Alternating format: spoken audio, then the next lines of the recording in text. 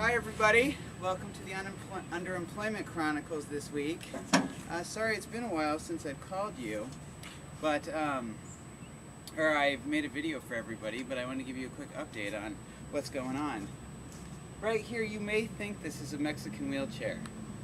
It's not. It's actually just some sort of bulldozer device that the city of Pittsburgh has left out for me to walk around on. Teresa and I are filming right now from on location behind the Pittsburgh busway.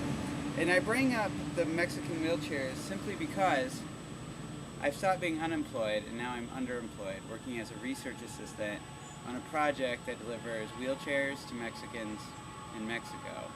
And I have to evaluate the program. I'm working with Andrea Meyer, who is in one of the earlier videos, and Emily Haig, who's a woman from Detroit. And we have two professors who don't really show up. And I don't know, we make surveys, and eventually they're going to fly us down to make surveys, and or to pass out surveys and collect data, and then we're going to write a report. So that's what I'm doing all summer long, meaning I'm no longer unemployed, I'm just unemployed. Let's see, what else have I been doing in underemployment?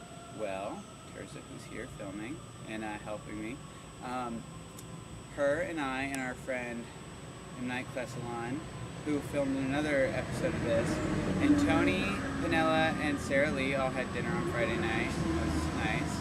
There was the debate about whether we ate a frittata or a tortilla española. Frittata! It was a tortilla española, and it was great. And after that, I went to Lake Chautauqua for the weekend and hung out with the Giammarisi family.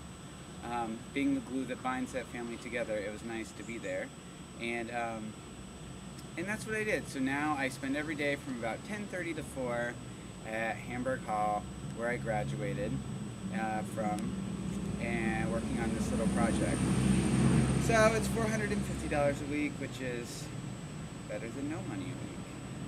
And that's basically what's going on in the Underemployment Chronicles this week. We'll make this a short episode, because I've heard people suggest the sort of longer ones are harder to get through. But now that I'm employed, you can see I drink Perrier, no more tap water for Josh Ferris. And if I don't,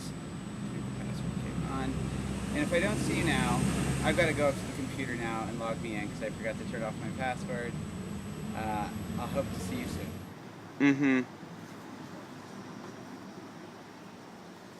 Welcome to part 2 of the Underemployment Chronicles.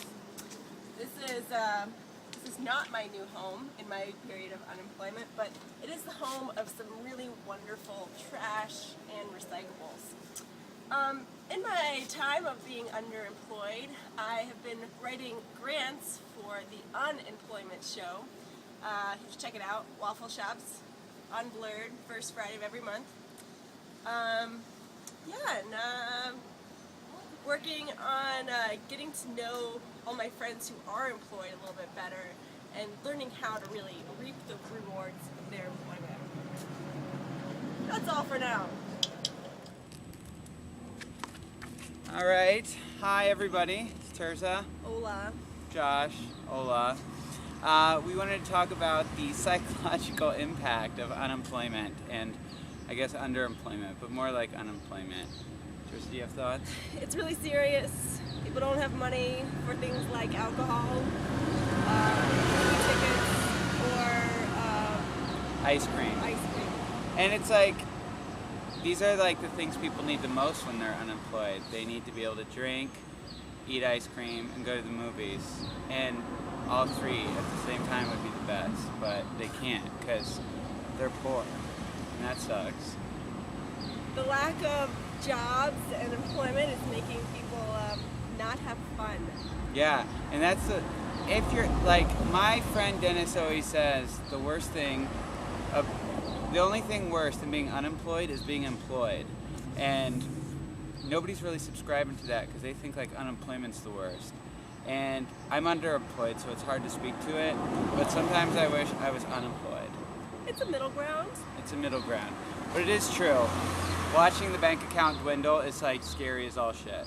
So. But currently, both Josh and I are for rent. If you can read backwards. Yes. Bring on that dyslexia. Yeah. We're for rent. We will work for you. Resumes upon request. Yeah, don't worry. Intelligent, sassy people. And sexy. And let's be honest, every workplace wants more sexy people. We can fill that niche. All right. Well, that's the end of today's Underemployment Chronicles. I'm Josh signing off. And I'm Terza. See you later. Hasta luego.